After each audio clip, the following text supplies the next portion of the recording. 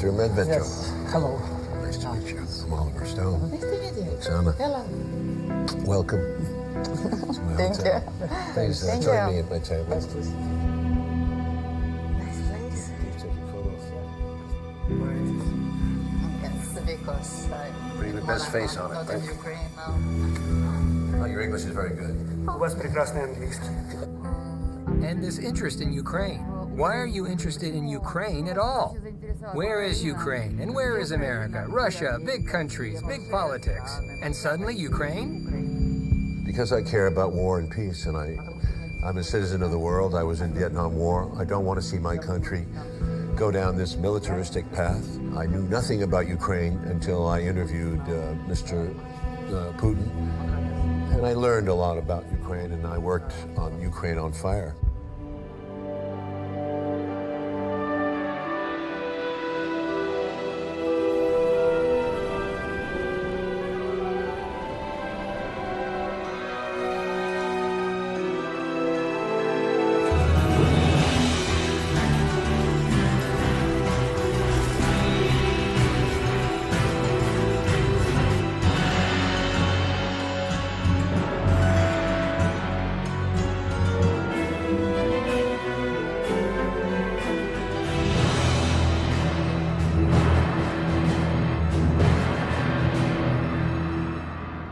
And action! Good morning, Mr. Viktor Medvedchuk. I'm honored to be here to talk to you. So, just to introduce yourself to people who don't know anything about you, can you just tell us a little bit about where you come from, who you are? You were born in the 1950s, right? Да, я родился в 50-х годах, и как... Viktor Medvedchuk was born August 7th, 1954 in Pochat, Siberia, where his family was exiled. In 1978, Medvedchuk graduated from Kiev University with a degree in law. He soon rose to great heights in his profession. During the Soviet era, Medvedchuk was never a member of the Communist Party. Since 1990, he has been the head of the Lawyers Union of Ukraine. During that period, he began to transition into the political arena. He was elected a member of the Ukrainian parliament, the Verkhovna Rada, where he served from March 1998 to April 2002. The Ukrainian economy showed its biggest growth during this time, reaching an impressive 12% per year. But after a new president came to power, the economy drastically stagnated, becoming a sixth of what it once was. Medvedchuk also had great success in the business world with his law firm BMI, soccer team Dynamo Kiev, and trading in the energy sector. He returned to his political and public life in 1998, eventually rising to the position of the first vice chairman of the parliament.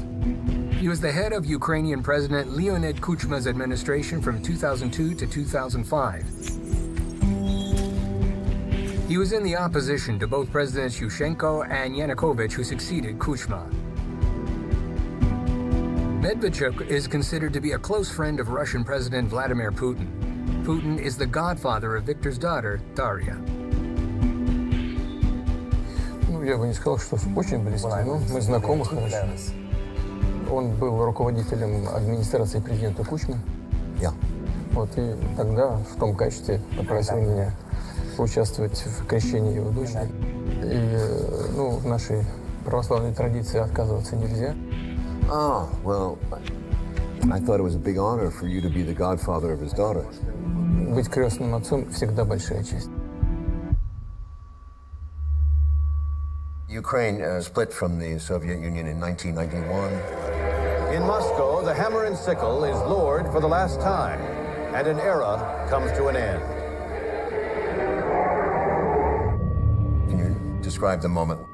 У меня, как и у многих других моих... Myself, like many of my peers and the older generation people, we didn't know what the standard of living would be in Ukraine as in an independent state now. Gorbachev was on Ukrainian television, still arguing for a Moscow-based central government linking the parts of the old Soviet Union.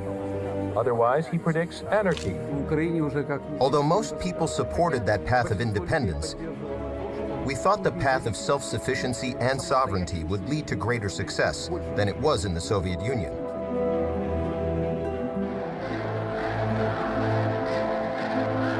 On December 1st, 1991, at the Republican referendum, the population of Ukraine, by a majority vote, expressed support for secession from the USSR. On December 5th, the Belovezhsky agreements were signed and the Soviet Union stopped existing. In Ukraine, it seemed that after gaining independence, the Republic could in a short time become a prosperous European country. There were all reasons for this. A huge scientific and industrial potential, qualified specialists, developed agriculture, and the absence of interethnic conflicts in Ukraine. The determination to be self-sufficient in practice has led to a reduction in relations with Russian partners that were worked out over the decades. 25 years after gaining independence, all illusions were dispelled. After the 2014 coup in Ukraine, there is no developed economy, no peace. Control over parts of the territories has been lost.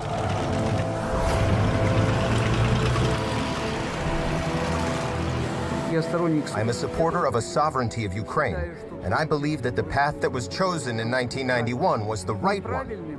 The governance of the country was and remains being incorrect, though. The problem is that people did not really benefit from sovereignty and independence. This really is a problem. And I gather that because of your husband's positions, you were blacklisted, so to speak. Being a wife of an opposition politician is very hard, especially in the last 5 years, when the Democrats, in quotes, came to power, in quotes, that preach democratic values. And they are ready with a hot iron to finish those who they don't like, who is undesirable and says something that they don't like. What about your show? What happened to your show? Your colleagues, people who work with you? I have produced 13 seasons of the most successful shows in Ukraine. X Factor, Ukraine's Got Talent. But after the American sanctions were imposed against Victor, I was fired. And of course, it was a political punishment for me as a wife. And it is terrible that a family, the wife, in a democratic country, are punished, in fact, for her husband. We are imposing sanctions on specific individuals responsible for undermining the sovereignty, territorial integrity, and government of Ukraine. You're also on the sanctions list, the United States sanctions list. I was one of the first put under U.S. sanctions, one of the first in March 2014.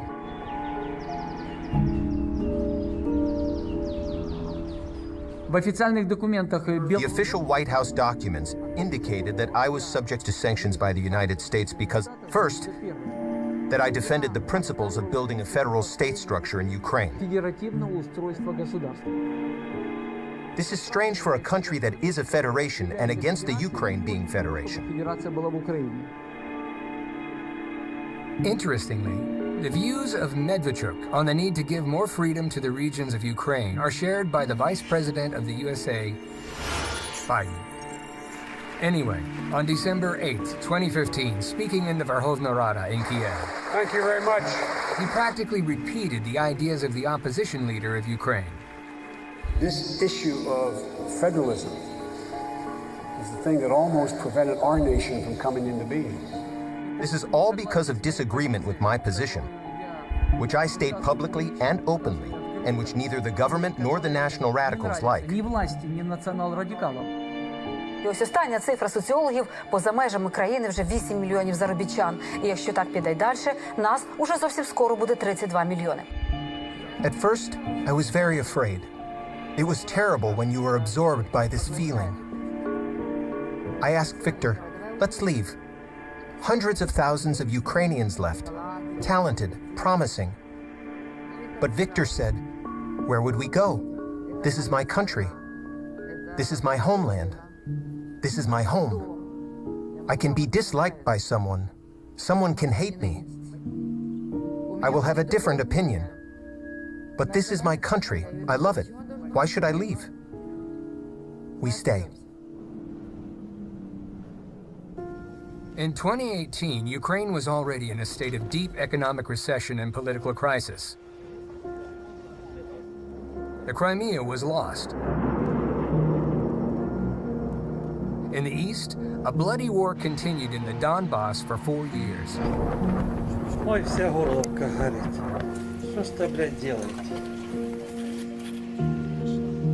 Two stable concepts have been formed in Ukrainian society. According to the first, Ukraine should set a course on complete political, economic, and cultural isolation from Russia. At the same time, within the country, it is necessary to eradicate any manifestations of anything Russian, including historical monument, religion, communication, and language. According to the second concept, Ukraine cannot and should not break relations with Russia, and the Russian-speaking population should have equal rights to preserve their customs, religion, and culture. Viktor Medvedchuk became an expression of this second concept. Since 2018, he has been one of the leaders of the For Life opposition bloc. The party represents the interests of the Russian-speaking population of Ukraine. Opposition Platform for Life is a political party in Ukraine founded in December 2018 with the aim to contest together the 2019 Ukrainian presidential election and then the 2019 Ukrainian parliamentary election. Government and our opponents call it pro-Russian. But it is incorrect. It is incorrect because people who live and who want to be friends with Russia, who are against the policy that the authorities profess in the form of radical Russophobia and anti-Russian hysteria, and want normal relations with our neighbors. People who stand for the values that, unfortunately, in recent years have disappeared.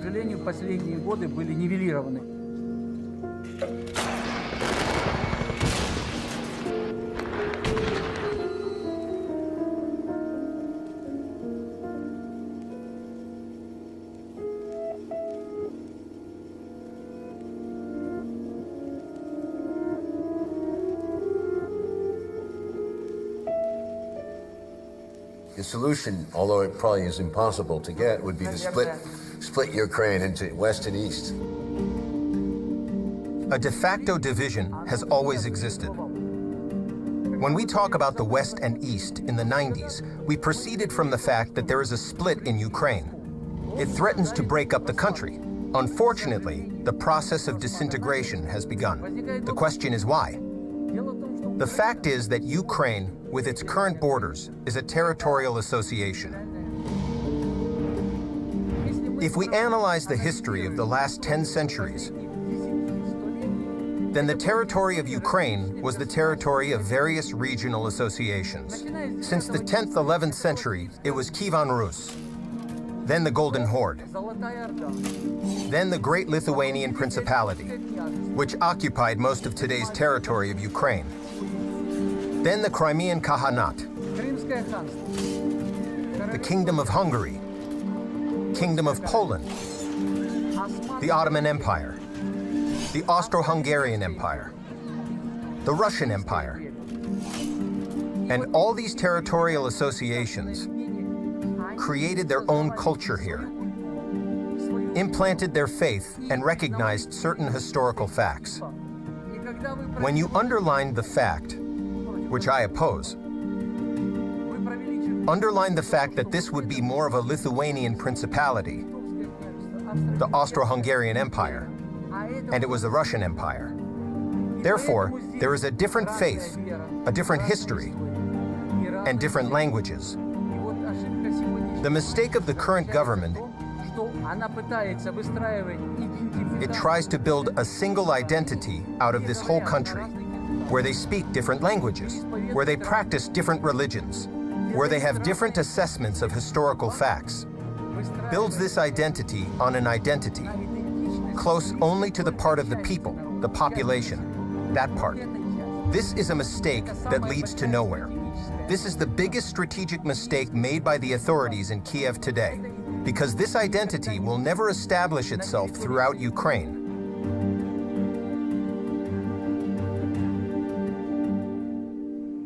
On April 25, 2019, the Verkhovna Rada of Ukraine adopted a law according to which the only language that can be used in all spheres of life in Ukraine is the Ukrainian language.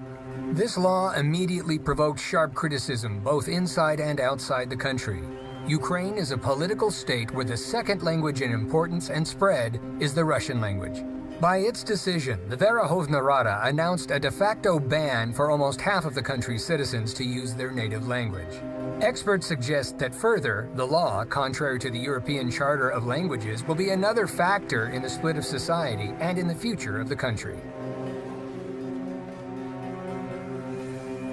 Yes, we will now learn English. Yeah. Well, I understand that too, but you're trying to make it more European.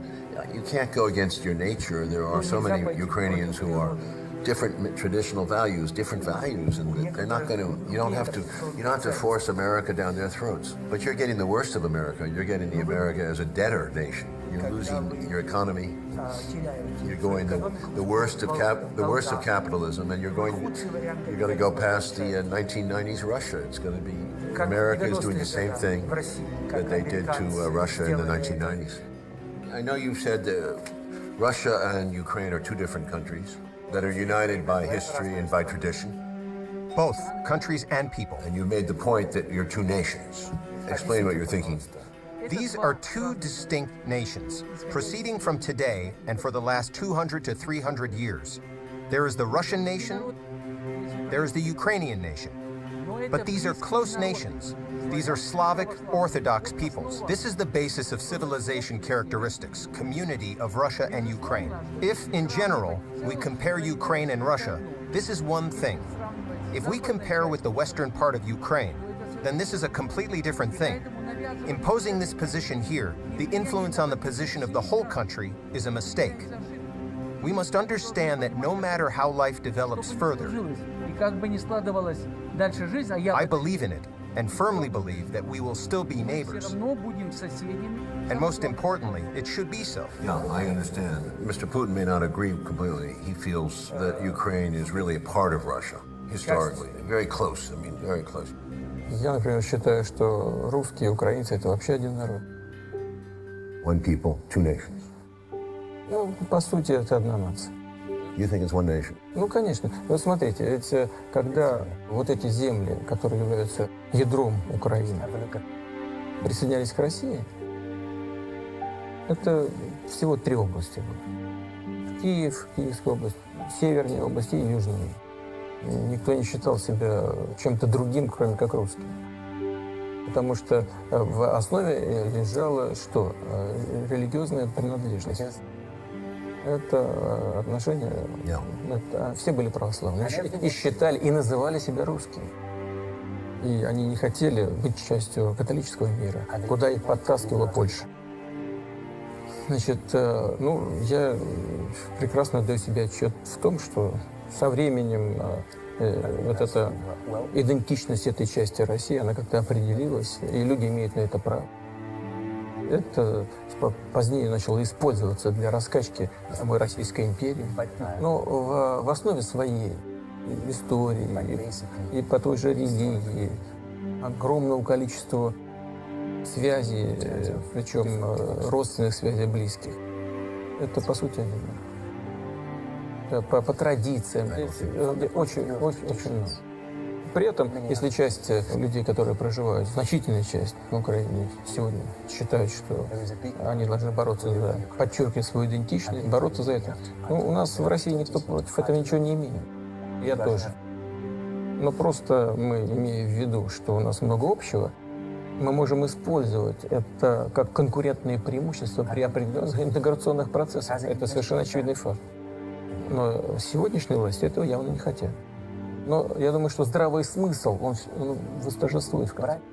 И в конечном итоге все-таки мы придем к состоянию, о котором я сказал. Сближение неизбежно. Indeed, Mr. Putin said that they were not two nations, but one. I had long discussions with him about this. I think that he is inclined to my point of view. When I raise arguments, these are really two nations. He never said that this is one country. It used to be one country and was called the USSR. But this country does not exist. Today there is an independent Russian Federation, an independent Ukraine, and other former republics of the Soviet Union. You jubilation on the streets of the Ukrainian capital as protesters took control of Kiev and President Viktor Yanukovych was impeached. On the 20th of February, 2014, on the main street of the Kiev, horrible things happened. And this was a point of no return to Ukraine as we know it. From the very early morning, unidentified shooters opened fire on the protesters and on law enforcement. Tensions were very high, and both sides were furious. President Viktor Yanukovych, Special Forces of Berkut, and Special Security Services forces were immediately blamed for the killings. Angry crowds of protesters began to attack the police.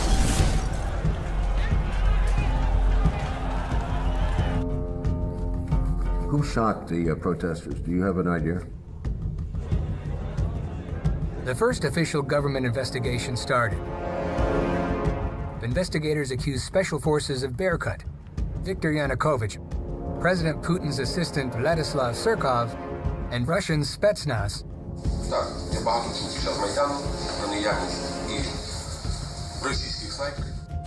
All the accusations were lacking one thing: evidence. Someone who has been gathering this evidence is Professor Ivan Kachanovsky from the University of Ottawa in Canada. Professor Kachanovsky kept investigating the events of the Maidan massacre during the last 5 years. In his extensive scientific research, based on a cross-examination of the video and audio files throughout the timeline of the shooting, he got much further in his investigation than all of the official teams together.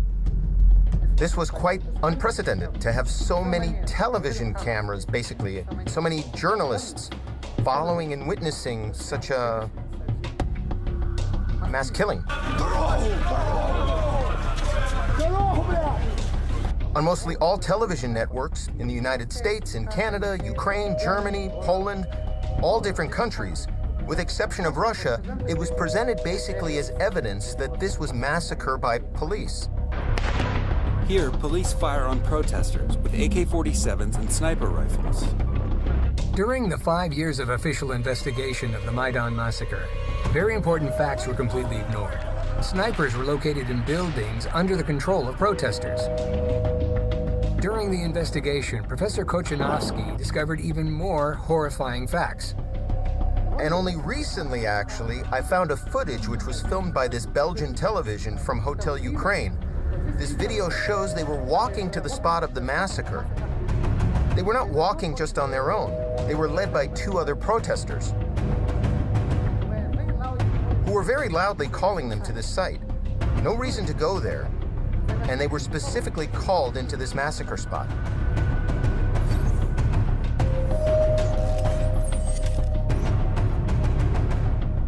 Victims were escorted to the places it was planned for them to be killed and filmed.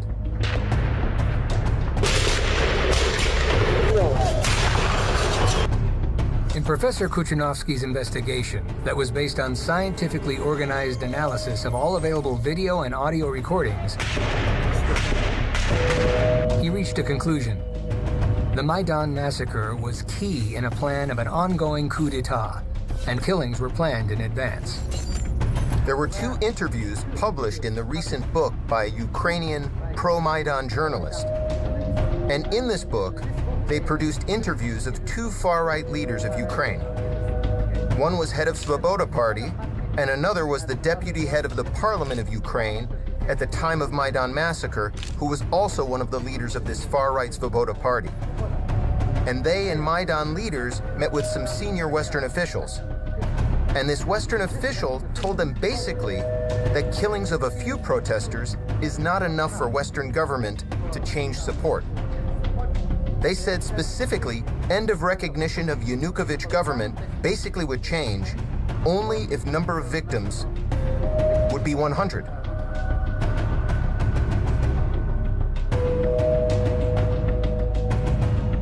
The Western government policy changed immediately after Maidan massacre. Not an accident, because you have exactly 100 people who were killed. Over these 4 years, a lot of versions have been made public. A lot of television footage was filmed. A about the fact that they were Georgian snipers, or that someone else did this in order to provoke confrontation and bloodshed. The fact it has not yet been established who started shooting at the protesters. And if this has not yet been accomplished in 4.5 years, then as a person who understands a thing or two about law and criminal investigations, I can tell you that it will remain unresolved. Research has revealed there were snipers at the Maidan. The forensics, where the angle of the shooting, bodies of the police and the protesters, it was very badly investigated. Not at all, really. But what evidence we have seems to point to there being Georgian snipers. Нет, я вот знаю о том, о чем вы сказали. Вот, знаю о том, что действовавшие тогда власти во главе с президентом Януковичем не использовали армию и не были заинтересованы в том, чтобы давать хоть какой-то повод для действий силового характера со стороны оппозиции. И как мне неоднократно говорил господин Янукович, у него даже в голове не укладывалось применить силу против гражданского населения, даже против тех людей, которые уже взяли в руки оружие. Вот я полностью исключаю, что это он мог сделать. А вот те, кто искали повод для госпереворота, те, конечно, вполне могли. I remember you were telling me about the Obama phone call. President Obama and Russian President Vladimir Putin still disagree on all the basic facts in Ukraine, but the two leaders are talking about a potential, and I must capitalize that word, potential resolution to this crisis. Obama and you had an agreement that there would be no firing, and he gave you a promise that he would. Ну, вы знаете, Обама уже не президент, но тем не менее есть определенные вещи, о которых мы публично не говорим. Во всяком случае, могу так сказать, что наши договоренности, которые были достигнуты в этом телефонном разговоре, с американской стороны не были исполнены. Я бы на этом ограничился, не стал бы в детали вдаваться.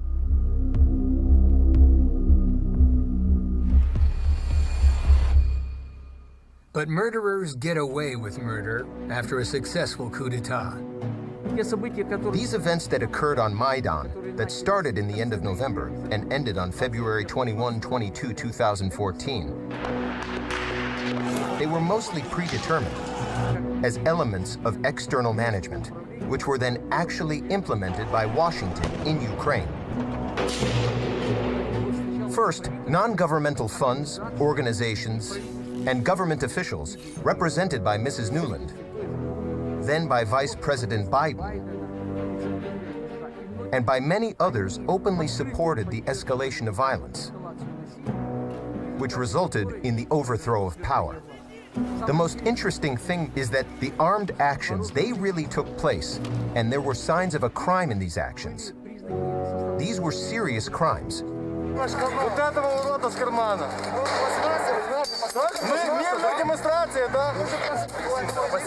But when that happened, by the time they ended in February 21-22, the government had already granted amnesty.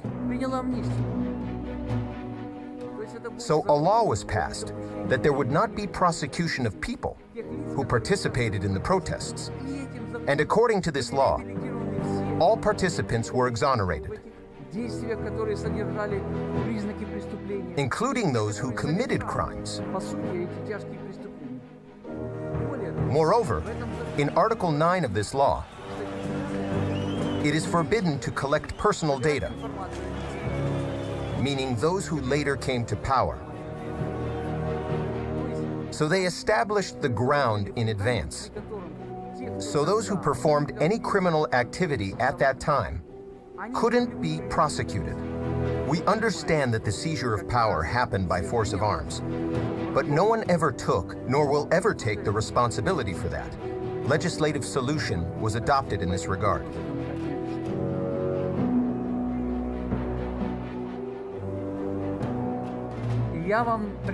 I gave you the example of Article 9 of the law on amnesty of February 21st, 2014, for a reason where it is forbidden to collect personal data and to record any actions that were related to those who protested. So to those people who could participate or organize what you call today using weapons,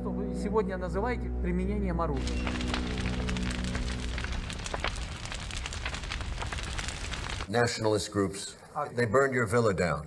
basically, no. It was in February 2014, just in the heat of the events on Maidan. Yeah, but who burned it down? These were national radicals, yes. The fact is that over the years, the investigation pretended that the case was investigated, but they couldn't identify the perpetrators. So, no justice. There is no justice in this matter, and in general, and probably there is no point in expecting it, because this is not the only event that affected me or my family. Because in 2014 and 2015, there were attempts to occupy my office. Піти разом з нами, взяти шини, там візьмемо їх 5-10, запалимо, як це було на Майдані. Далі проведемо віче і підемо мочити покидька Медведчука, якого штаб тут неподалеку зараз розташувався. And several times, my office was set on fire. This is all because of disagreement with my position, which I state publicly and openly, and which neither the government nor the national radicals like. By the way, the last attempt of setting my office on fire was several months ago, in September 2018. And the problem is that since 2014, the government has lost its very important function. As an expert in state-building issues, I can say this function is the use of violence. So why do so many Ukrainians hate Russia so much? This is related to the processes that have occurred during these last 4 years. In order to bring this division, a split in relations between Russia and Ukraine. This is the policy of today's government, which has been elevated to the level of state policy. Resentment against Russia has been growing for a long time. Ukraine claimed the leading position in the entire post-Soviet era. One of the largest countries in Europe could not have been on the sidelines, but it was losing the competition for the leadership to Russia. And it was difficult for the awakened national consciousness to accept it. In addition, it quickly became clear that it was very convenient for Ukrainian politicians to blame all the mistakes in the economy on the non-constructive position of Russia. Until a certain time, disputes and rivalries did not go beyond the relationship of two brothers living in the neighborhood. However, with coming of nationalist President Yushchenko to power in 2005, the situation escalated.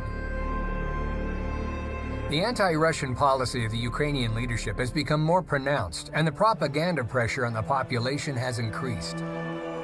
However, this did not prevent millions of Ukrainians from moving to work in a richer and more stable Russia. Since December 2013, anti-Russian propaganda has become hysterical. During the days of confrontation on the Maidan, fake news was constantly spread. For example, the Russian special forces are allegedly already in Kiev and are preparing to use force against the protesters. The death of people on the Maidan was also readily associated with the presence of Russian special forces. When the situation is constantly escalating that Russia is to blame for everything, then it is perceived by the majority of the population as a fact that Russia is an aggressor. But today, the majority of the population of Ukraine considers Russia to be the aggressor. After losing Crimea, Russia is openly called an aggressor in Ukraine. Tearing away the whole region was painfully perceived by Ukrainian society, part of which grew and was formed in conditions of independence. The war in Donbass was also associated with Russian interference. Pro-government media kept telling that there were whole Russian divisions in Donbass, and it was them who bombarded the urban neighborhoods of Donetsk and Lugansk. The population of Ukraine willingly believed it. It is much easier to think of Russia as an aggressor than to accept the fact that the Ukrainian army is bombing and shelling Ukrainian cities, that the killed women and children are the victims of the Ukrainian army and the Ukrainian Nazi military formations. It was easier to blame Putin directly. Mr. Putin, you can win the fight against the troops. but you will never win the fight against the nation, united Ukrainian nation. So, Mr. Putin, who's the godfather of your daughter, is the bad guy here, is the face of the enemy. It seems to me, from having talked to Mr. Putin, that he's been trying to keep a balance, trying to keep a lid on this violence. There's a great danger. I'm sure that Mr. Putin has pressure from his own nationalists who are unhappy with the situation. So he's trying to keep the peace. He's not just balancing. Putin's attitude to Ukraine is extremely positive. Вы знаете, отношения на сегодняшний день непростые. И это спровоцировано вот этими тяжелыми событиями, связанными с госпереворотом. И вторая часть этой истории – это пропаганда действующих властей в сегодняшней Украине, которая выставляет Россию виновницей всех последовавших за этим трагических событий. Mr. Medvedchuk would be a good liaison. Думаю, да, но у нас во многом разные позиции, разные точки зрения. Да, и он, я знаю его уже давно, он человек слова. Если он что-то говорит, он это делает. Потому что у него есть убеждения. In a move that has angered Russia and fueled massive uncertainty over the future of the war in Ukraine, President Donald Trump has approved the sale of lethal munitions to the Ukrainian government. Ukraine can be used to push against Russia. It sits right next door to Russia, and because there's a history of animosity between half of what was Ukraine and with Russia, they're able to really push on some real background animosity there that a lot of Americans just don't understand. It goes back generations, and the press's job in all of this hasn't been to report on it, it's been to cover it up. And anybody who actually looks at the facts of the Ukraine coup in 2013 and 2014 can see how the U.S. was directly involved. Thank you. But it wasn't just an end in itself. It was a means to an end. And the end that they were going for is a way to antagonize Russia. We'll give Russia no chance to invade Ukraine. That's why we are doing everything possible to provide extra financing for the armed forces. And then when Russia responds in any way, then they can say, well, see, they're the aggressors. And they've done this over and over again. They've stirred up aggression against Russia right at Russia's border and then blamed Russia for anything that happened. This is an act of aggression by Russia, that these were Ukrainian vessels traveling peacefully, seeking to go through the Kerch Straits to a Ukrainian port. On November 25th, 2018, the first armed incident between Ukraine and Russia took place in the Kerch Strait.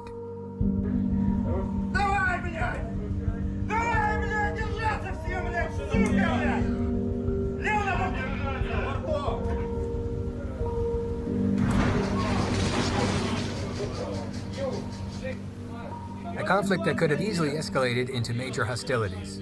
Ukrainian warships attempted to enter the Sea of Azov, violating the state maritime border, according to the Russian version. The Ukrainian side claims that its ships were in neutral waters.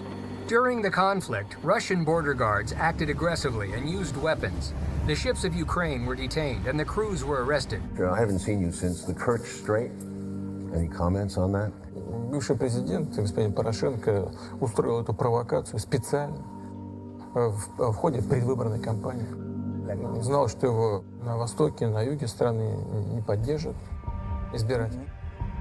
Использовал эту провокацию, чтобы для нагнетания обстановки, а потом введения там особого положения. У меня есть основания полагать, что он хотел вообще ввести особое положение по всей стране. А может быть, отложить выборы в этой связи. Хотелось во что бы ни стало удержать власть. И искал любые средства для того, чтобы эту идею реализовать. Элемент агонии правящего режима. Even though Viktor Medvedchuk was in tough opposition to the administration of President Poroshenko, he went to Moscow to negotiate with Prime Minister Medvedev on the release of Ukrainian sailors. It wasn't the first time Medvedchuk engaged in the fate of Ukrainian prisoners. Practically, he fixes the passivity and inactivity of the Ukrainian official authorities by addressing humanitarian concerns. How often do you go down there to Donbass? You know, I used to travel very often, have been to Donetsk and Lugansk. I had direct negotiations on the liberation of our citizens there, as well as in Moscow.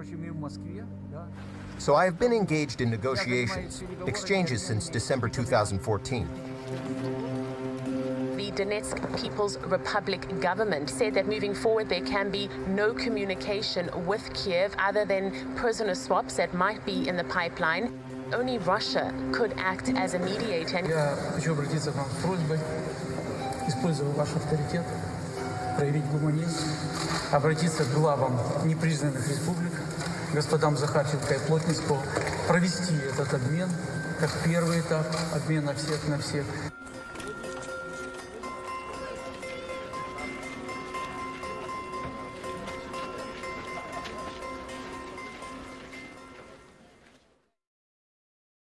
I feel sorry for Ukraine because I don't quite understand all the forces that brought this division, this polarization of the country. From the American point of view, it's simply a button, a leverage point to use to excite the Russians and go after the Russians. So I would be very worried if I was anybody in the world, a citizen, that the United States is going to use this Ukraine thing at any moment to push towards a hot war. The whole world is watching you. That's a fact. They're watching you because their hopes for your success. Do you think that was a plan of the Wall Street people, of the Western people, where they wanted to make Ukraine a dumping ground? You know, I don't even have to speculate about it. I'm sure of it. At the time of the collapse of the Soviet Union, many experts reasonably included Ukraine in the top 10 of the most developed countries in the world. Starting positions of the independent Ukraine were impressive. 1/3 of the whole USSR industry, the largest Black Sea shipping company in the world, rocket, aviation, and space industry. As a result, after reckless economic reforms, after breakdown of economic relations with Russia and other post-Soviet countries, Ukraine had a failure. Since independence, its economy has shrunk by 1/3, ahead of the poorest countries in Europe. After 2014, Ukraine took a sharp turn towards decommunization. Memories of the Soviet time fade one by one. But, together with the monuments, Ukraine is parting with its industrial grandeur. Okay, what happens? So Wall Street people make money on this? Does Ukraine become a junk bond? Do they trade the future of Ukraine on stock market? Ukraine, as part of the Soviet Union, was the largest republic in the production of locomotives and diesel locomotives. Deindustrialization in Ukraine led to the fact that we now purchase these diesel locomotives from the United States of America. Who benefits, Mr. Stone? This is beneficial to those who today are lobbying illegal methods, affecting economic integration, the sale of their products. 5 years after the Revolution of Dignity, suddenly it became clear to everyone the West is not going to open its sales markets to Ukraine. Nobody needed to have unexpected competitors. It was much more profitable to force the Ukrainians to eliminate their potential. Ukraine used to be one of the few countries that could produce aircraft carriers. Now there is no shipbuilding in Ukraine. Ukraine used to create space rockets. Now it has no space industry, no aircraft industry. Ukraine doesn't have its own automotive industry. The military-industrial complex once brought up to $3 billion annually to the budget. Today, most of the enterprises are closed. Some of the enterprises are located in territory not controlled by Kiev. Naturally, to say that today we are trying to export these products, these amounts are insignificant, which, of course, cannot come close to what it was before. Because the less we produce, the more we will purchase. That this is one of the elements of this external expansion. An external management that Washington has introduced in relation to Ukraine since 2014. It looks fantastic. Another amazing experiment over common sense was the coal scam. Ukraine, which has rich coal deposits in the Donbass, has suddenly turned from an exporter into an importer of coal. It seems that in Kiev and Washington, they agreed to give a new meaning to the saying, to carry coal to Newcastle.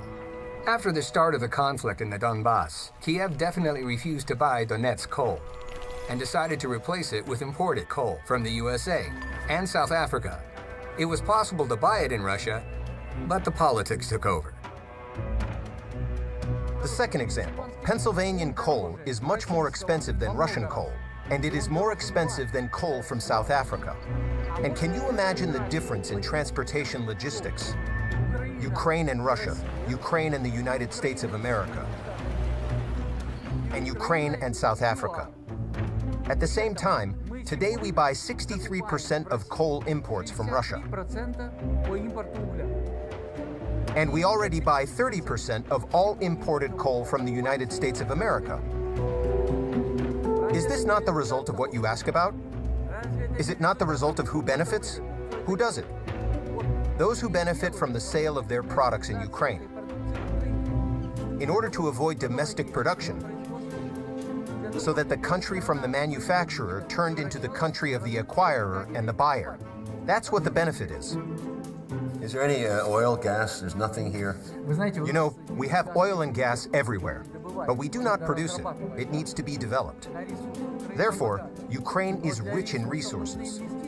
But resources require investments that must be made in the economy of Ukraine in order to extract these minerals.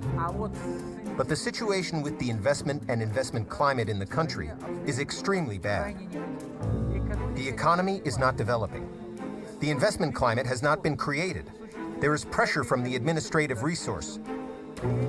Raider seizure of business. The lack of a fair judicial system. So who would invest? However, there were brave people who decided to invest in Ukrainian oil. The attention of world media is attracted by one company, Burisma Holdings. There are very, very interesting people on the board of directors of Burisma. For example, Hunter Biden is the son of the Vice President of the United States. Of course, this state of affairs is welcome, but one detail interferes. The son of the U.S. Vice President received his post almost immediately after the official visit of his father to Ukraine, in the light of obvious interest of Biden Sr. in everything that is happening in Ukraine. Ex-Vice President Joe Biden, his son Hunter Biden has a deal in Ukraine. Explain that. Yes. His son was and remains on the board of directors of one of the companies that is engaged in oil and gas production in Ukraine. So this also explains the economic interests of the Biden family. Not only the son, but probably his high-ranking father as well.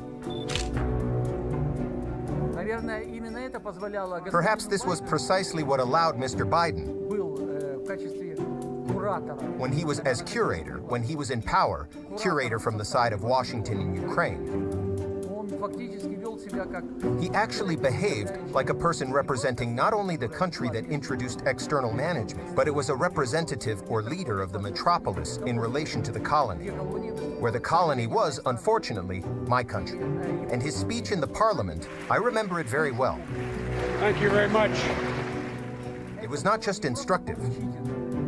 It was a speech in which he said what to do and how to do it. And when stating his position, he didn't base it on argument or explanation, but on the fact that this decision was made somewhere overseas. The Office of the General Prosecutor desperately needs reform. The judiciary should be overhauled. The energy sector needs to be competitive, ruled by market principles, not sweetheart deals. And you, the so-called legislature, before whom he speaks, should implement this policy. Ukraine needs a budget that's consistent with your IMF commitments. Anything else will jeopardize Ukraine's hard-won progress and drive down the support for Ukraine from the international community, which is always tenuous. On March 22, 2019, Ukrainian politicians from the opposition, Viktor Medvedchuk and Yuri Boyko, met in Moscow with Prime Minister Medvedev. It was about the conclusion of a new gas contract between Russia and Ukraine, as well as the transit of gas through its territory. Interestingly, on behalf of Ukraine, negotiations were not conducted by officials, but it could not have been otherwise. Until 2014, Ukraine was almost completely dependent on Russian supplies. However, due to disputes over the price of gas, as well as for political reasons, Ukraine does without direct gas supplies from the Russian Federation. In fact, as Ukrainian politicians themselves have already recognized, in the reverse mode. Through the special schemes, the same gas is purchased from Gazprom's supplies to the EU, but through European intermediaries, for example, through Poland. As a result, over 4 years, the price of gas for the population increased by 1,079%. That is the price citizens of Ukraine have to pay for fictitious gas independence. And then, a bilateral economic war began. The thing is that Ukraine joined the EU sanctions against Russia, and Russia imposed counter-sanctions against Ukraine. And this dealt another crushing blow to the economic abilities of selling Ukraine's products to the markets of Russia and the CIS countries. Fortunately, has not found a replacement for these markets. And 30% of the budget goes to pay the debt. These are financial burdens that even a normal economy cannot withstand, let alone a state that is in deep crisis. Щороку з України виїжджає приблизно 1 мільйон громадян. I want to tell you that along with deindustrialization, we are still in a process that the authorities and our media do not notice. This is another process. It is called de-intellectualization. Why? This is due to the harmful negative educational system introduced in Ukraine. This is due to the lack of scientific and technical development today because science and the introduction of new technologies is not actually financed in the country. And naturally, the brain drain goes along the line of finding use for these brains. Deindustrialization led to the closure of tens of thousands of large and medium-sized enterprises. And after that, people were looking for work. And today, they are looking for it in Russia, in Poland, in Europe. They left because they couldn't financially support their families in Ukraine.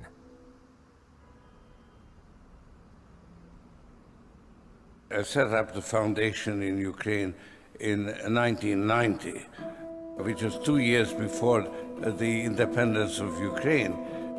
Where does George Soros figure in all this? К сожалению, везде. Unfortunately, everywhere.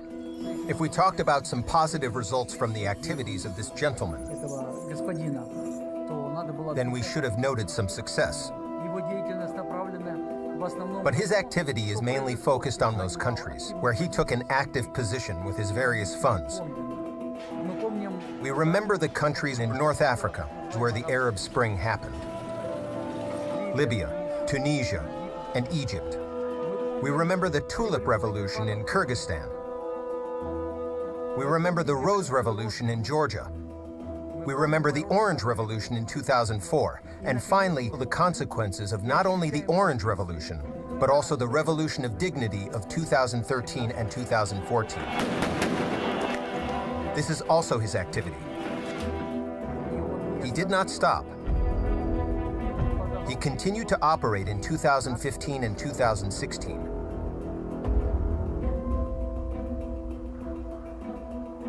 The Russians were successful. They accomplished what they set out to do. They had an objective to sow discord and divisiveness within our society at large and to help Donald Trump, and they succeeded. The biggest mistake people make when talking about the Trump-Russia collusion, sort of MSNBC Russiagate narrative. The Kremlin offered dirt to the Trump campaign. The president's campaign said yes to that offer. That's no longer an open question. All that stuff has now been proven. They think that it started election night 2016. In fact, it's part of a much longer series of events.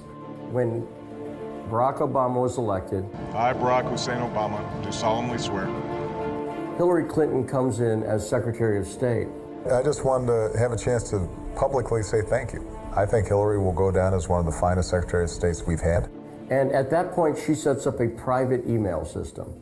I think now it's pretty clear that part of what was going on is they were setting up the underpinnings that would set up the Maidan.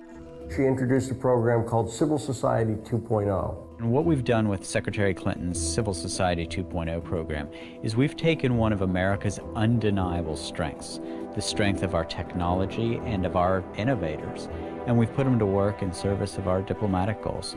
This is a way for the U.S. government to work directly with NGOs like International Renaissance, funded by George Soros. And while working with those NGOs, fund money to them, but also training, and the kind of training that would be used when the Maidan would start. I am the Ukrainian, the native of Kiev, and now I am on Maidan. I want you to know why thousands of people all over my country are on the streets. The direct involvement of this, we don't know anything about because Hillary Clinton's emails were all hidden from us. That Civil Society 2.0 program shows that they understand that cyber technology, that smartphones, that all of that technology, the tactics of activism were changing.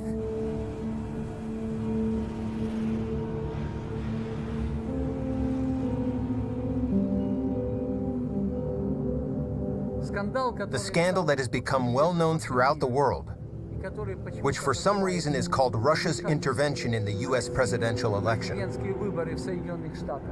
erupted in Ukraine. They're calling it the digital equivalent of 9/11. A new report from the U.S. intelligence community says that Putin and the Russian government conspired to help President-elect Donald Trump's election chances. This is an electronic Watergate. Russia did not help me. The FBI, as part of our counterintelligence mission, is investigating the Russian government's efforts to interfere in the 2016 presidential election. Obviously, Russia's been accused over and over again of interference in the 2016 election. Я и тогда не вмешивался, сейчас не хочу вмешиваться, и в будущем не собираюсь. But now in the U.S., there's been investigation about Ukraine's interference in the election. It was a very confusing situation. Poroshenko seems to have been very strongly pro-Clinton, anti-Trump. Ну да, здесь секрета никакого. Do you think there was interference? Я не думаю, что это можно трактовать как вмешательство со стороны украинского государства. Они исходили из того, что госпожа Клинтон победит, и все делали для того, чтобы продемонстрировать свою лояльность будущим американским властям. Здесь ничего такого особенного нет. Пытались создать уже благоприятное о себе мнение у будущего президента. Поэтому они позволяли себе нелицеприятные выражения в отношении Трампа и всячески поддерживали демократов. Это никакой здесь секрета никакого нет. Они почти публично действовали. For some reason, we are talking about the interference of Russia, associated primarily with the former campaign chairman of the then presidential candidate, Donald Trump, Mr. Paul Manafort.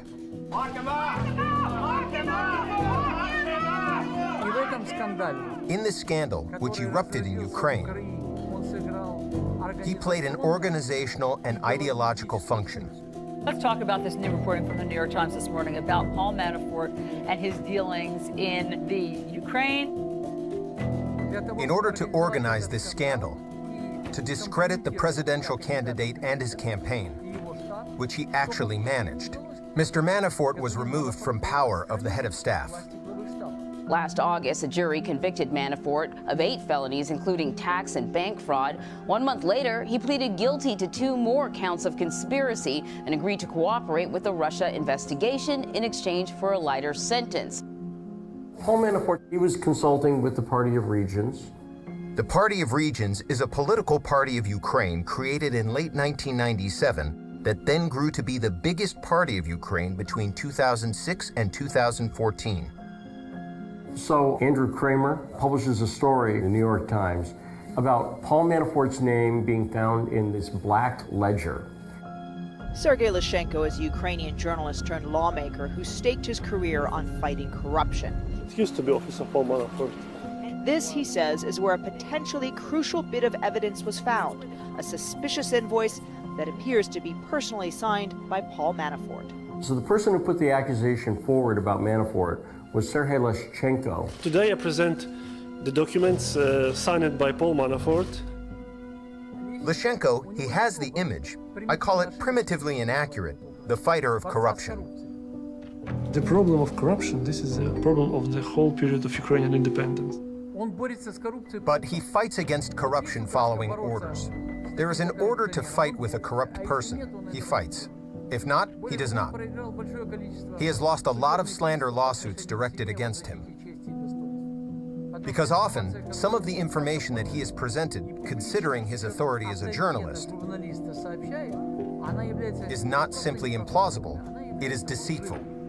It was he who, as a member of parliament, as a former journalist, was instructed to make these records public from this ledger of the Party of Regions. The interesting fact of the matter is that when the story of the so-called ledger of the Party of Regions came to light, and when he first reported about it, there was no mention of Paul Manafort. He spoke about other people. That is, there was a test run for the main strike. All this was done with one goal, to strike at the presidential candidate, Donald Trump. Why am I sure about this? I have good arguments for this. Because in this ledger, there were the names of hundreds of people for these 4 years. There were huge amounts, tens of millions of dollars, many tens of millions of dollars. There were specific people where not only their names were indicated, but also a personal signature that they received the money informally. No criminal cases have been investigated on these records yet. No one has been prosecuted. Hence, the conclusion is that this was done for a concentrated, focused strike against the main target. This main target, which was dictated from overseas, was called presidential candidate Donald Trump.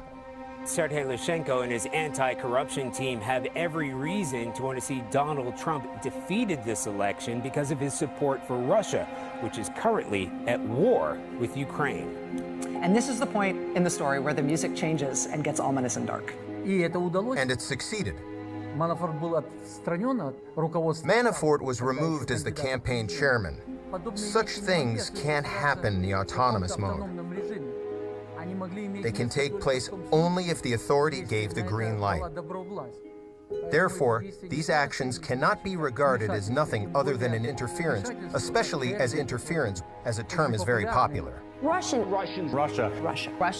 election interference. Russian witch hunt. Вот мы говорим, если опять хотите вернуться к выборам в США, послушайте, огромная страна, да, огромный народ, со своими собственными проблемами, со своими представлениями о том, что хорошо, что плохо, с пониманием того, что для среднего класса за предыдущие несколько лет, 10 лет, допустим, при огромном росте благосостояния правящего класса и богатых людей, для среднего класса ничего не поменялось в лучшую сторону. И именно это обстоятельство поняли те, кто вел предвыборную кампанию господина Трампа, и он сам понял. И он отработал на этой площадке. И какие бы наши блогеры, я не знаю, кто там, кто работает в интернете, как бы не высказывали свою точку зрения по поводу ситуации в США, это не могло сыграть ключевую решающую роль. Это чушь собачья. They just talk about it mostly when it comes to Russia's interference with the U.S. presidential elections. But in this case, even the court found that these actions were illegal, which influenced the electoral process. I am sure that Mr. Soros is behind this too, because this is a team of Democrats, Nuland, Soros, Biden, in favor of the interests of Hillary Clinton, did everything to prevent Mr. Trump from being elected in the 2016 elections. People use the word dossier and it has such an official sound to it. I mean, let's just call it for what it is. Rank hearsay put together by an FBI source who was later defrocked, paid for by the Democrat National Committee, and oh, by the way, Christopher Steele hated Donald Trump too. Throughout the summer of 2016, Victoria Nuland was being updated by Christopher Steele. In early 2018, Victoria Nuland admitted that she'd been being briefed by Christopher Steele. She talked openly about it on CBS's Face the Nation. During the Ukraine crisis in 2014 and 15, Chris Steele had a number of commercial clients who were asking him for reports on what was going on in Russia, what was going on in Ukraine. Why is that? Okay, my conjecture here, they were concerned. They wanted to get ahead of the reporting and explain why they were talking to Christopher Steele. Chris had a friend at the State Department, and he offered us that reporting free so that we could also benefit from it. Victoria Nuland said, I immediately urged him to go to the FBI. In the middle of July, when he was doing this other work and became concerned, The dossier. He passed 2 to 4 pages of short points of what he was finding. And our immediate reaction to that was, this is not in our purview. This needs to go to the FBI. And you'll find a spate of people who urged Christopher Steele to go to the FBI. John McCain urged him to go to the FBI. Everybody urged him to go to the FBI. And why is that? I think they're setting up a cover story. They want to say, we told him to go to the FBI. I think, in fact, what they were doing was setting up the information operation. I used to work in the Ukrainian embassy here in Washington, 2015, 2016, and one day I was approached by the DC of the Ukrainian embassy, Oksana Shular, asking me to meet a person she knows very well, and I met with a DNC operative, Alexandra Chalupa.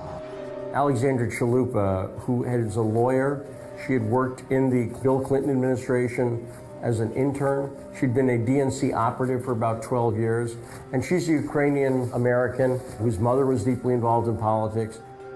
In 2015, Alexandra Chalupa and her sister start campaigning very hard against Paul Manafort. This is who Paul Manafort is.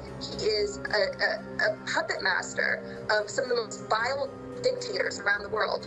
Manafort was from Connecticut. They went to Connecticut and protested against him. It's not clear to me exactly why he was being targeted, but Alexandra Chalupa said she was pulled out of retirement to work on this. She was asking more information on dirt, that's how she put it, to get Trump off the campaign in September, October of 2016, right before the elections. Most of the key evidence that shows the collusion between the Ukrainian government and the DNC, operatives of the DNC, came in an article that was actually published in Politico before the inauguration. Ken Vogel and David Stern wrote an article in Politico that talked about how the Ukrainian government had tried to collude and interfere on behalf of Hillary Clinton in the 2016 election. And furthermore, how Petro Poroshenko was very worried that the Trump administration would figure out they'd been working against him. And anybody who's watched Donald Trump for a few minutes knows he's fairly vengeful to people he feels has wronged him. John McCain received a fake and phony dossier. Do you hear about the dossier? It was paid for by crooked Hillary Clinton, right? And John McCain got it. He got it. And what did he do? Didn't call me. He turned it over to the FBI, hoping to put me in jeopardy. And that's not the nicest thing to do. So Petro Poroshenko was concerned that that would happen. 2 reasons. One, because of the arms deals and the economic deals and the loans. But also personally, Petro Poroshenko, since he'd been elected, had become a very unpopular president. At one point, I think his approval rating dipped down under 10%, a shockingly low number. In fact, polls showed that Ukraine has the least confidence in their government of any country on the face of the earth. So after Poroshenko was put into power by the United States, things have been disastrous for Ukraine. So Poroshenko was also worried that if he could not withstand a re-election bid, that he was going to have Donald Trump in the West mad at him. And you can see his fears evolving. The first thing they tried to do was make sure they patched up things diplomatically for Ukraine. But then later, he started to throw people under the bus just to protect himself. Because it was a failure of Ukraine's foreign policy. The interesting thing is that the court acknowledged the fact of interference by such actions in the U.S. electoral process. I heard the accusations of Russia interfering in the U.S. electoral process, which is not confirmed by real evidence. There is a court decision. Moreover, this court decision established the illegitimacy, but it has also been established that the actions of these individuals as citizens of Ukraine caused significant harm to the foreign policy of Ukraine. So in the spring of 2016, Alexandra Chalupa goes to the Ukrainian embassy in Georgetown, and she's introduced to Andrei Telchenko. And he's introduced to Alexandra Chalupa by the ambassador, Charlie, and Alexandra Chalupa tells Andrei Telchenko that she's trying to dig up dirt on Donald Trump and Russia, and trying to dig up dirt on Paul Manafort and Russia. She actually did want to use this information not for some intelligence purpose or legal purpose. She did want to use it to interfere in an election. From what I saw, yes. Alexandra Chalupa admits this in that article for Politico. She doesn't deny that at all. She also tells Telchenko that she doesn't want him to coordinate or help the Trump campaign in any way. Now, Telchenko is a loyal Ukrainian who's been part of the Maidan. He doesn't like this. He thinks it's illegal, and he thinks it's stupid. And he thinks it's stupid because if you bet on the wrong horse, this could come back to haunt you. He turned out to be exactly right. He went to the ambassador, Charlie, and said, "This is illegal. I don't want to be any part of this." Charlie yells at him. He gets in trouble. He leaves the embassy about a month later, goes back to Ukraine. Cut to, Trump gets elected. I've just received a call from Secretary Clinton. Now, Ken Vogel and David Stern of Politico, they've caught wind that the Ukrainian government had colluded with the DNC to intervene on behalf of Hillary Clinton. And they start to do a very well-researched story. They talk to Andrei Telchenko. They get denials from Charlie. But the story's reported once, and then it's completely forgotten. And you'd think it would be significant. There was one key piece of evidence in the Politico story. It's the most important piece of evidence in this whole thing, is the email that WikiLeaks would publish. And this is an email from Alexandra Chalupa, the DNC operative, to Luis Miranda, who is the comms director of the DNC. Let me explain why Luis Miranda is important. Very significant. The Hillary Clinton campaign had actually taken over the DNC back in 2015. So when you see Alexandra Chalupa reporting directly to Luis Miranda, that means she is reporting through one layer of separation to the Clinton campaign itself, not just to the DNC.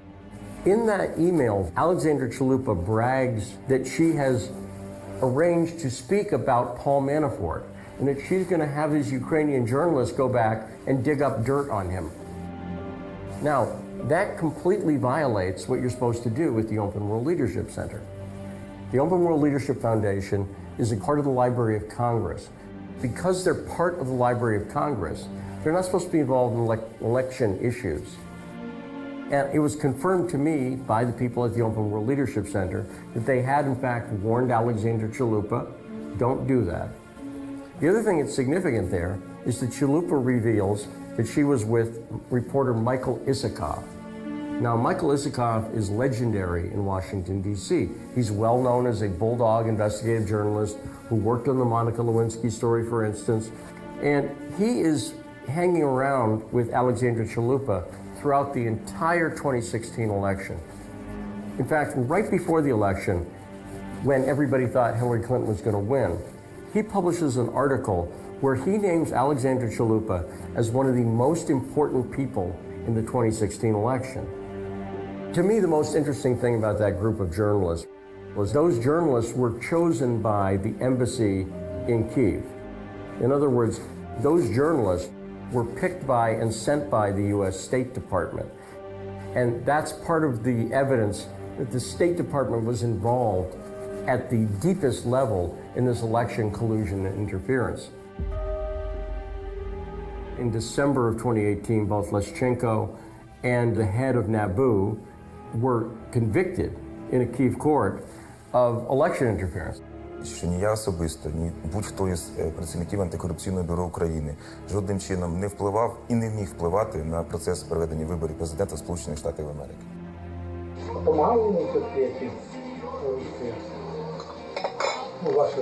Я думаю, що так. Я ж йому дуже допомагав. Не йому, а Хіларі допомагав.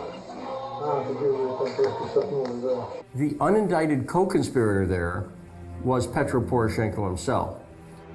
Poroshenko was so worried that the Trump administration would pin stuff on him, started to throw Leshchenko and Naboo under the bus.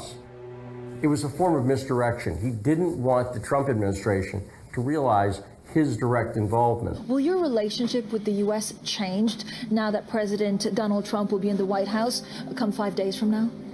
Look, Ukraine during the last 3 years gained a very strong bilateral support in the United States. Trump gave a photo opportunity to Poroshenko. It's a great honor to have you, Mr. President. Thank you. Thank you very much. Trump did not like Poroshenko. Why? Why not? I think, first of all, because Poroshenko had his own position during the U.S. election campaign.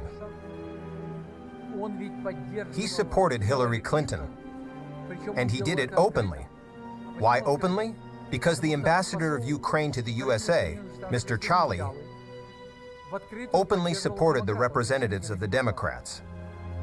Yats is the guy who's got the economic experience, the governing experience. You need Biden for an attaboy and to get the deeds to stick. So Biden's willing. Okay, great. Mr. Yatsenyuk, whom we recalled, spoke frankly, and in these words of Trump's assessments, there were insults.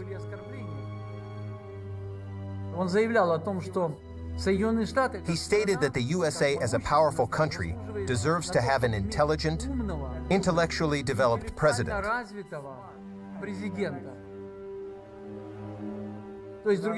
In other words, he doubted these qualities as inherent to Mr. Trump. Mr. Avakov, a representative of the same Yatsenyuk party, the Minister of the Interior, stated that Trump is a marginal politician.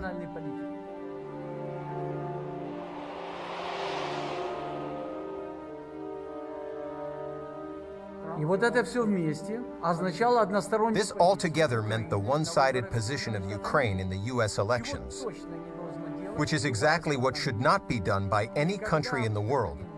When what happened happened, Mr. Donald Trump won the election. It was a shock for the Kiev authorities and for those individuals that I listed. They were confident that this victory would never take place. I think that if what you are saying is true, that Trump thinks badly of Mr. Poroshenko, then there were real reasons for this. So, Mr. President, may God bless you and your colleagues and the people of Ukraine, and may God bless the United States of America in being able to continue to help you in your efforts. Thank you, Mr. President. Thank you, Mr. Biden. I came about this by accident investigating Ukrainian collusion with Democrats to affect the election. And over the next 3 to 4 months, you're going to find out all about that. So I've decided I'm not going to go to the Ukraine. You're not going to go? I'm not going to go because I think I'm walking into a group of people that are enemies of the president, in some cases enemies of the United States, and in one case, an already convicted person who has been found to be involved in assisting the Democrats with the 2016 election. I'll give you his name, a gentleman by the name of Leshchenko. After 2 years of ignoring this news, ignoring the fact of Ukraine's interference in the elections in the United States, Ukraine Gate began to attract the attention of political heavyweights. I will step back and I'll just watch it unfold.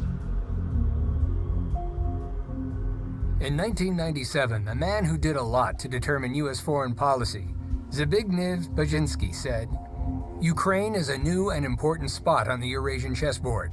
It is a geopolitical center because its very existence as an independent state helps to transform Russia." In the book, The Grand Chessboard, he wrote a lot about Ukraine, but always in the same way. Ukraine is a means of pressure on Russia, no more and no less. The border between Ukraine and Russia is 2,300 kilometers. Any destabilization in Ukraine affects the interests of Russia. And the external influence of Washington in Ukraine makes it possible to manage the processes of destabilization that directly affects Russia. If you look at what happened to Ukraine in the 21st century, there is a feeling of déjà vu. It's as if we are a part of the well-known legend about the Pied Piper who led the charmed children to go nowhere. Millions of people were deluded by the sweet promises of rapid prosperity with the help of the United States and Western Europe. Very little time passed after the so-called Revolution of Dignity, and all expectations have collapsed. Instead of prosperity, there is the collapse of the economy, mass exodus of people from the country, and the death of now thousands of people. And the most important thing, Ukraine is in confrontation with Russia. The function that its real owners left for Ukraine works flawlessly. Anybody who actually looks at the facts of the Ukraine coup in 2013 and 2014 can see how the U.S. was directly involved.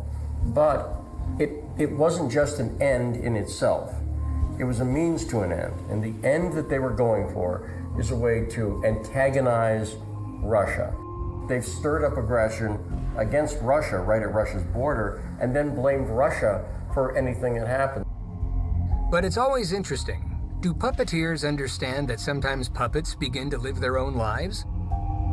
The fact of Ukraine's interference in the elections in the United States is the first wake-up call. And then, war between Ukraine and Russia. Yesterday it was unthinkable. Today it is a probable scenario. It doesn't matter who starts first. It is important to note that the shock wave from the first explosion has spread too wide and affects those who prefer to wait out on the side. Does the Pied Piper who leads those who believe him further and further to nowhere understand that Russia will never accept a hostile state near its borders? Sounds like you've had a tough few years, sir. A hard time. The following years will be difficult, and I would say that especially 2019 will not be easy for Ukraine. Are you afraid of something? Yes. The world blowing up. One day that gunshot could be heard. For example, the Ukrainian military boats could again try to break the borders that Russia considers its own, and thereby provoke response fire from the Russian border guards. It's the Russian military going head-to-head against the Ukrainian military. There will be victims. Russian President Vladimir Putin blamed the Ukrainian government for the crisis. And then the war begins, in which Russia will naturally be declared the aggressor. Fighting has intensified. Russia set off an international crisis. In Ukraine, Russia's now at war there. Ukrainian tanks will move to the Donbass in order to destroy the unrecognized republics with one blow. Will President Trump finally confront Putin's act of aggression against Ukraine? And in order to save citizens, Russian troops will come forward to meet them. The Hungarian army will defend the Hungarian citizens living in the west of Ukraine. The mayor has declared a humanitarian crisis and has appealed to the United Nations for help. Poland will announce the mobilization of reservists. There will be a real chance to return the lands that were torn off by the Soviet Union in 1939. UN Security Council will hold an emergency session on the Ukraine crisis. And what the whole world feared during the Cold War will happen. Moscow's, Brussels, and Washington's bad dream will come true. We want to return now to some breaking news this morning. We're just learning about the movement of the aircraft carrier USS Nimitz and 4 other ships. No one wants a full-scale war. For those who are still in control in Kiev, the only way to avoid defeat and destruction is to organize a provocation. The armies of Russia and NATO will come into military conflict. This will be the beginning of a withering Armageddon. Only scorched earth will remain in place of Ukraine. The world will be engulfed in a giant flame.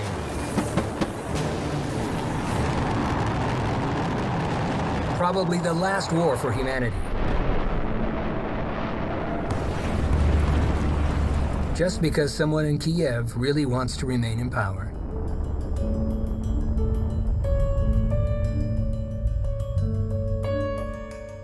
so nothing good will happen. Well, does he see this historically?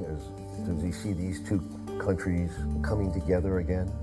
Я думаю, что это неизбежно. Во всяком случае, неизбежно строительство нормальных, дружеских, я бы даже сказал, более чем дружеских, союзнических отношений. И в конечном итоге все-таки мы придем к состоянию, о котором я сказал.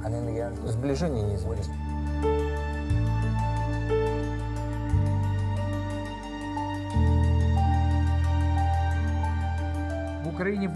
Ukraine will have two election campaigns that predetermine the country's place in the world, and most importantly, power in Ukraine. That is, new opportunities are opening up for Ukraine. The new president of Ukraine, Vladimir Zelensky, won because he promised to stop the war in the Donbass.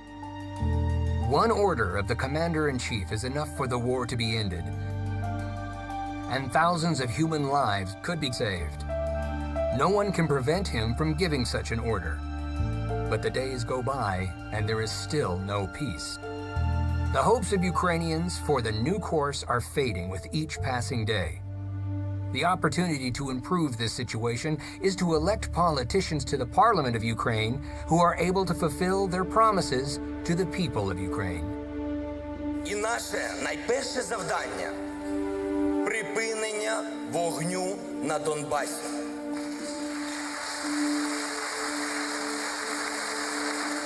Я розпускаю Верховну Раду 8-го скликання.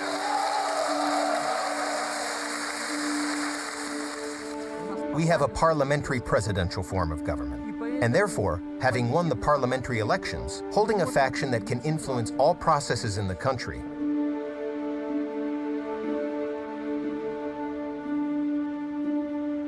У него есть убеждения, в этом все дело.